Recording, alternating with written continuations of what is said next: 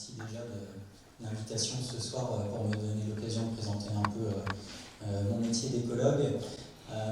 Peut-être que vous direz de prime abord que je suis la personne qui colle le moins avec la thématique de ce soir sur croissance urbaine versus transition écologique, parce que quand on est amené à parler de biodiversité, vous vous dites peut-être que l'étude de la biodiversité, ça concerne surtout des espaces très naturels, des régions qui sont classées en parcs nationaux, en réserve, etc.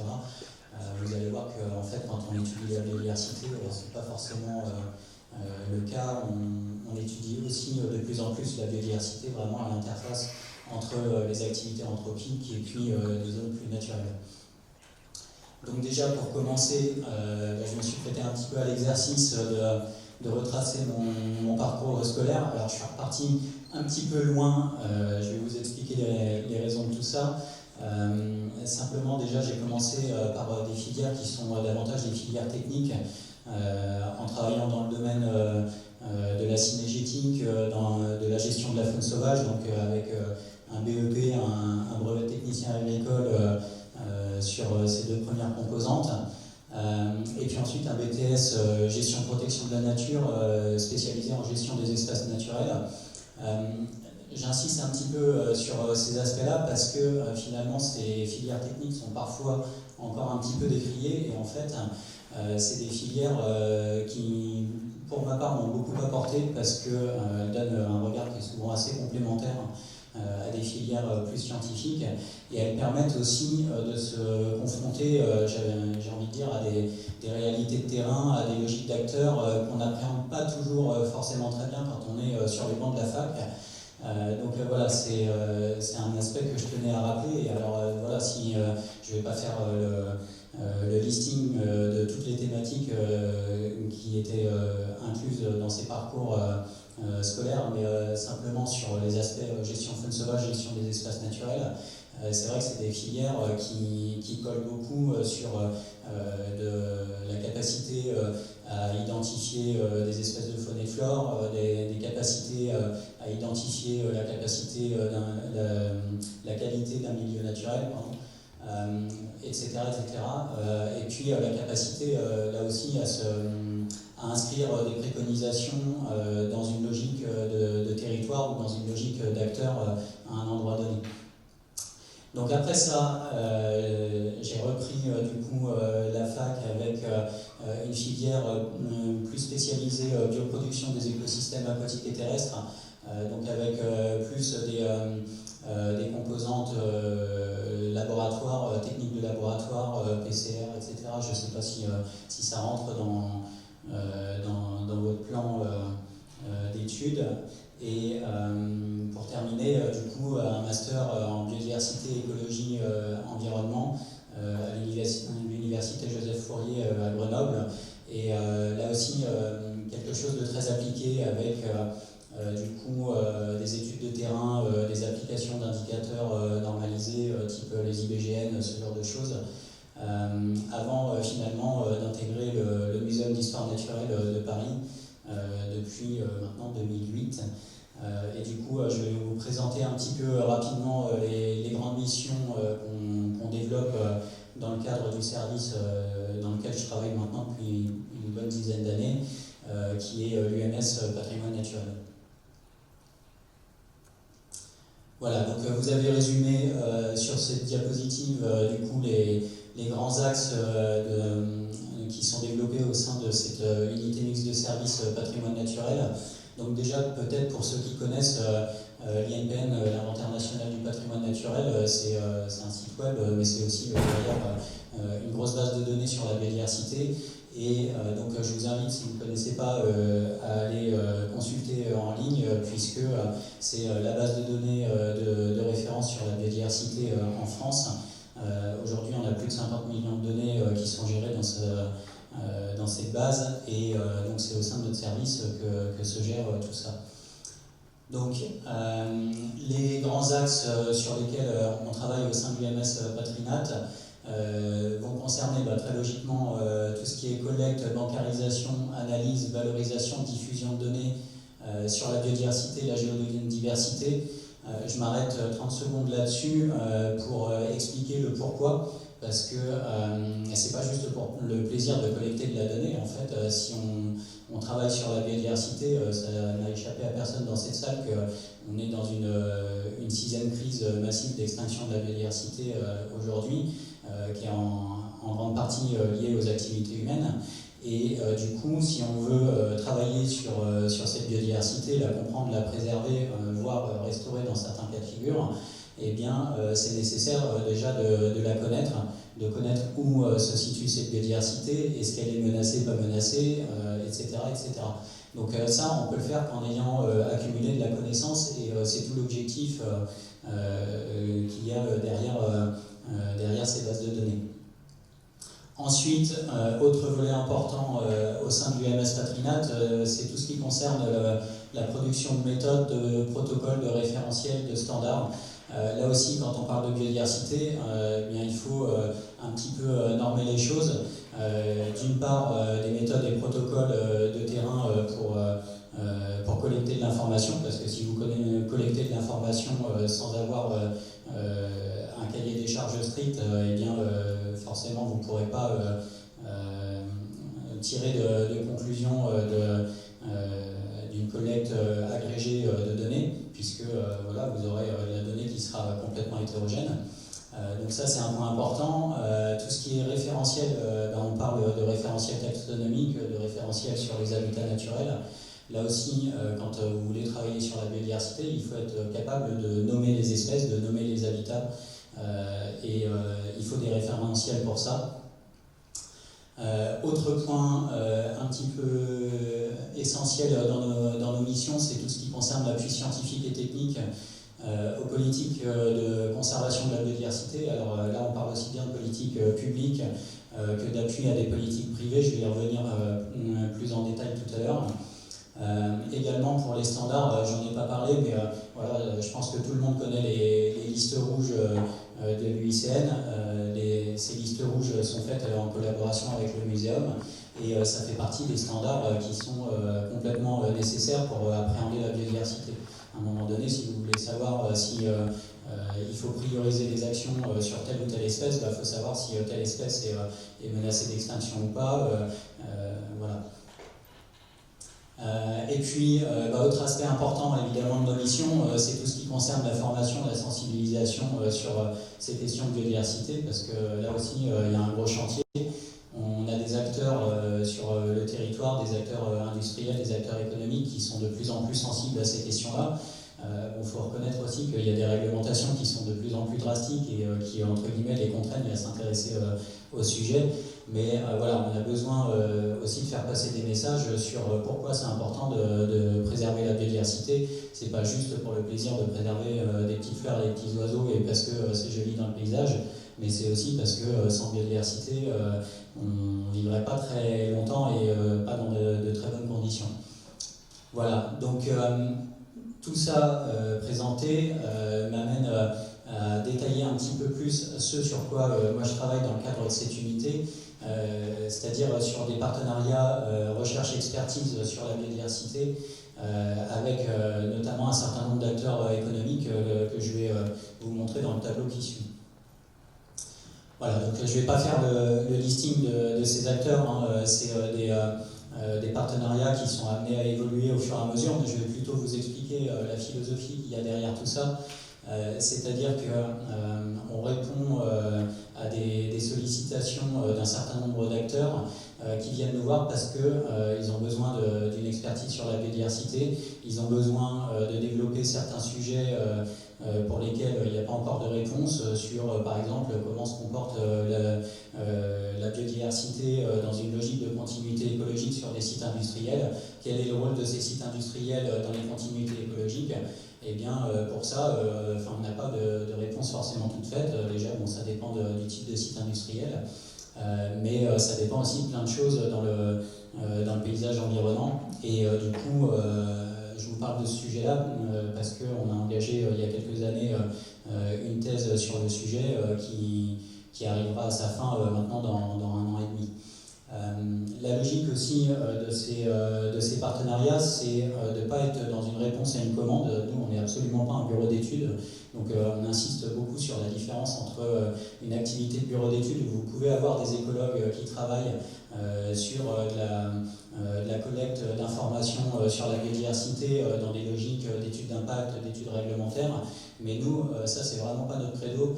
Notre credo, c'est plus de travailler sur du temps moyen à long, c'est-à-dire donc des partenariats sur des durées de 3 à 5 ans en moyenne, et qui nous permettent d'appréhender justement ces logiques de recherche, d'expertise sur une vision un peu plus large. C'est-à-dire que quand on accompagne des partenaires, on ne les accompagne pas non plus uniquement à l'échelle d'un site industriel, mais on les accompagne à l'échelle de l'ensemble de leur politique de prise en compte de la biodiversité.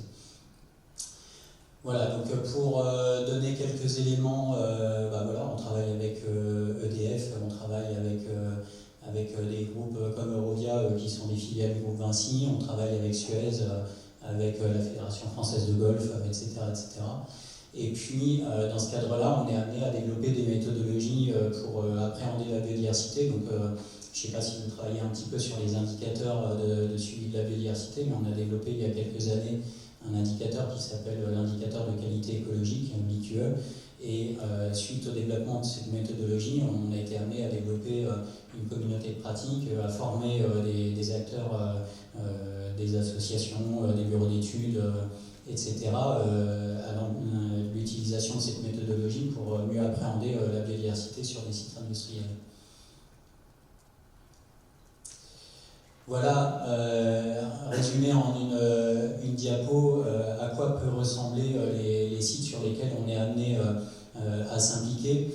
Donc, ce n'est pas forcément un panel exhaustif, mais vous avez ici à la fois des sites qui ont des caractères très naturels, comme la photo en haut à gauche, où vous êtes en plein cœur de la réserve naturelle de la Plaine des Morts. Dans le Var, pour ceux qui connaissent, des sites qui sont absolument exceptionnels en termes de biodiversité. Et puis, pour le même coup, vous êtes dans cette Plaine des Morts sur un parcours de golf qui fait une petite centaine d'hectares. Et ce qui va nous intéresser, c'est de voir sur des parcours comme cela, est-ce qu'il reste de la biodiversité déjà? Est-ce que cette biodiversité, on peut faire quelque chose pour elle ou pas? Quelles sont les incidences de la gestion du parcours de golf sur la biodiversité? Parce qu'en fait, j'ai pas le temps de rentrer dans le détail, mais on se rend compte que des activités comme ça peuvent avoir aussi bien des répercussions positives que négatives sur la biodiversité.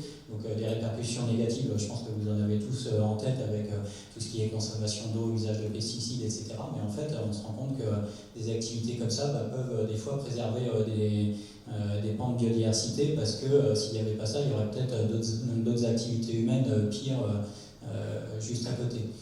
Et puis, voilà, on travaille également sur des partenariats pour étudier les infrastructures linéaires, des infrastructures type des routes départementales, des routes nationales.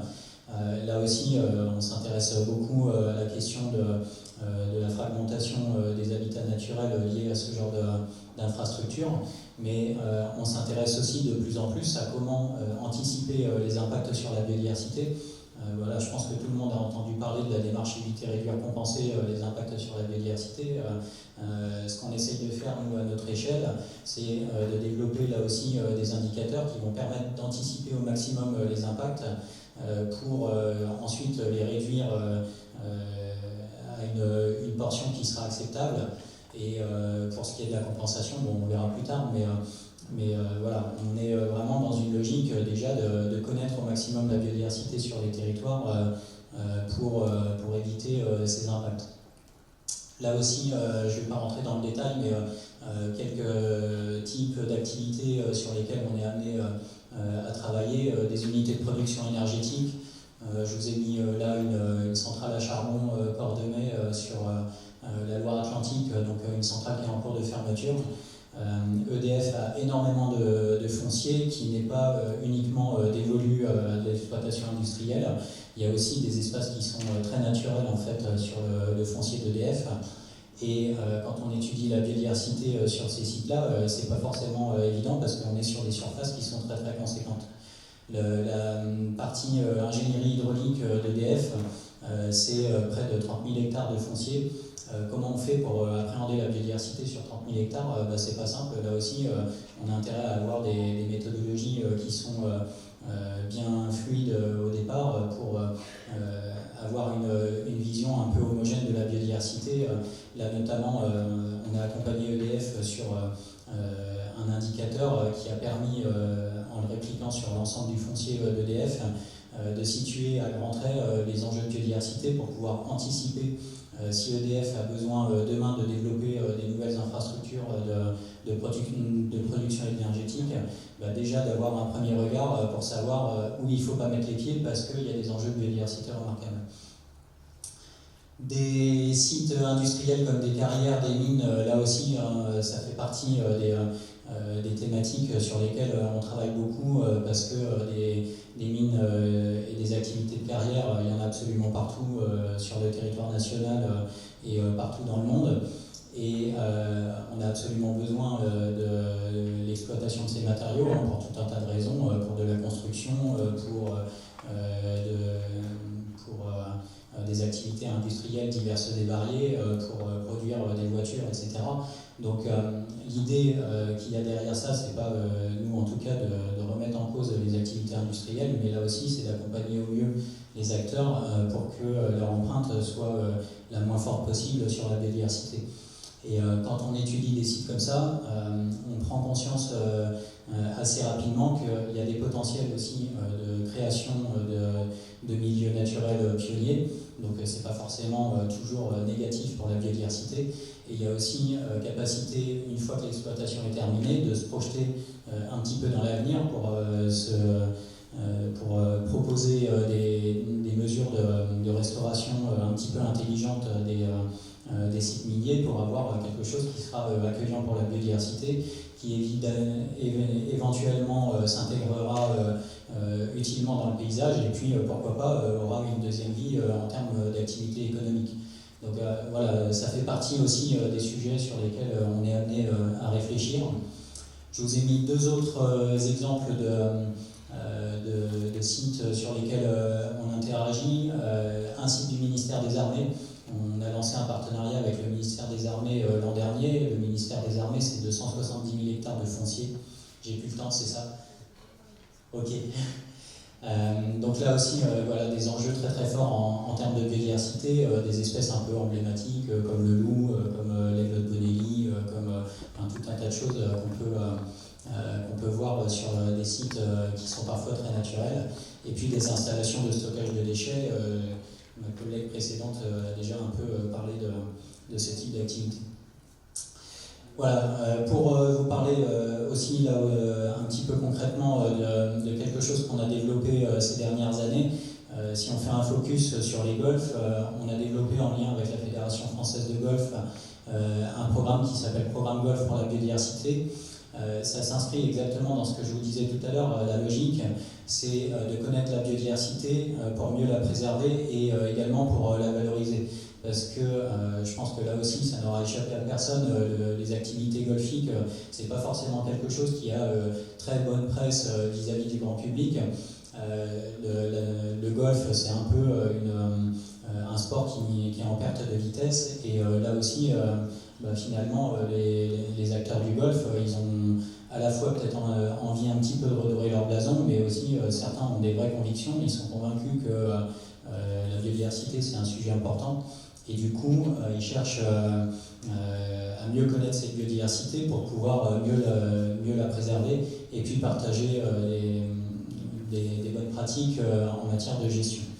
Donc voilà, c'est la philosophie de ce programme golf. Pour l'instant, on a maintenant une cinquantaine de golfs qui sont engagés dans ce programme, probablement une centaine à la fin de l'année. Donc là aussi, quand on développe des choses, l'idée c'est que ce soit transposable à des larges échelles et que ce ne soit pas uniquement à l'échelle d'un site. Je termine sur cette diapo, du coup, puisque l'exercice nous demandait un petit peu de jeter les bases de perspectives d'avenir sur les métiers liés à l'environnement et sur les besoins pour la société actuelle et future. Je ne sais pas si ça s'est très bien vu dans mon exposé, mais les perspectives d'avenir en matière de métier de l'environnement et particulièrement pour ce qui concerne la biodiversité, elles sont multiples et elles sont en forte croissance. Aujourd'hui, c'est plus du tout un sujet qui est ignoré. Moi, quand je suis arrivé dans le domaine il y a une petite quinzaine d'années, la biodiversité, c'était un domaine confiné à des spécialistes, ça n'intéressait pas grand monde.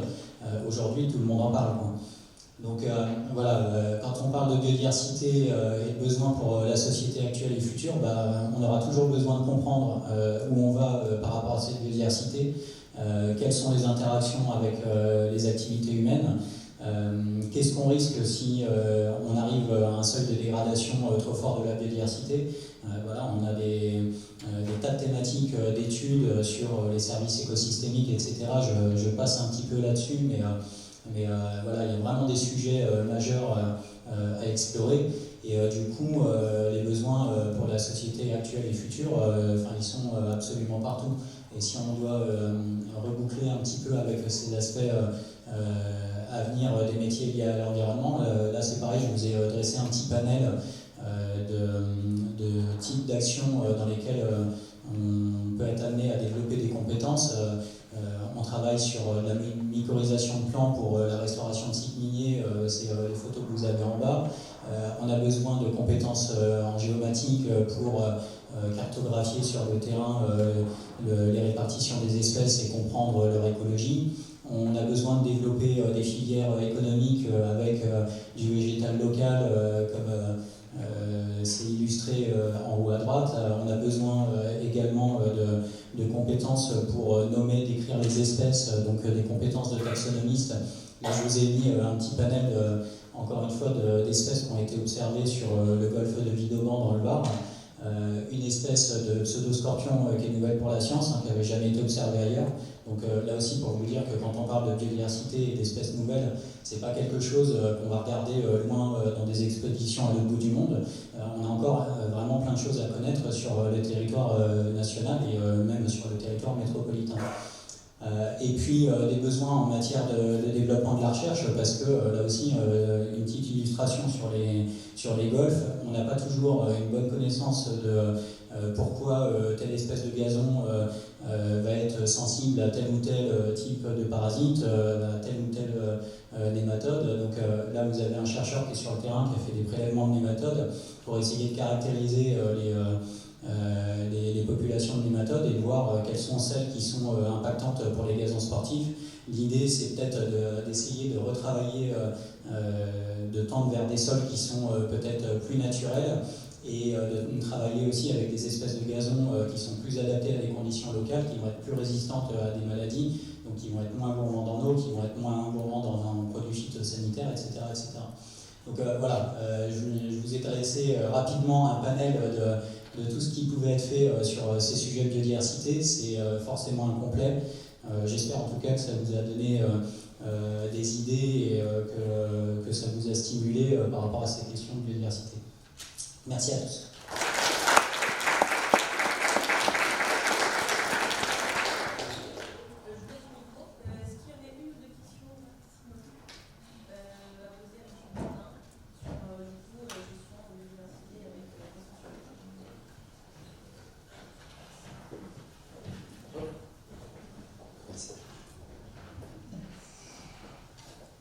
Vous avez parlé tout à l'heure des carrières et vous aviez dit qu'on pouvait avoir une activité économique, enfin développer une activité économique en faisant un plan de biodiversité. Et du coup, je voulais savoir quel genre d'activité économique on peut réussir à avoir grâce à Post-exploitation de carrière, on entend.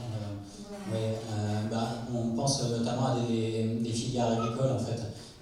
C'est-à-dire que là aussi, en matière d'agriculture, on a développé une agriculture intensive qui n'était pas toujours très compatible avec la préservation de la biodiversité. Et l'idée, c'est que sur des sites comme ça, on travaille à de la restauration de milieux qui soient à la fois économiquement viables. Ça peut être des prairies pâturées, ça peut être éventuellement de l'agriculture, de la céréaliculture ou ce genre de choses, mais menées de façon un peu plus extensive et puis réfléchir à une meilleure répartition dans l'espace avec recréation de réseaux de haies ou ce genre de choses.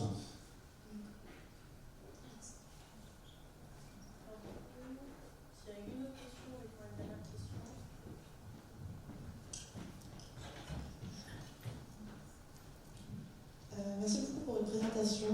La semaine dernière, on a parlé il y a un intervenant de l'Agence régionale de la biodiversité et du Muséum national d'histoire naturelle. Donc j'avais une première question pour savoir comment vous travaillez vraiment avec eux, en quoi votre métier est complémentaire avec ce que chacun fait à ce niveau-là, de l'ARB et du muséum. Et ma deuxième question, c'est directement avec vous, à vos côtés à l'UMS.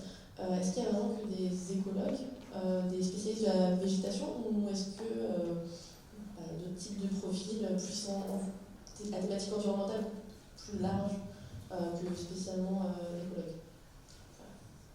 Très bonne question.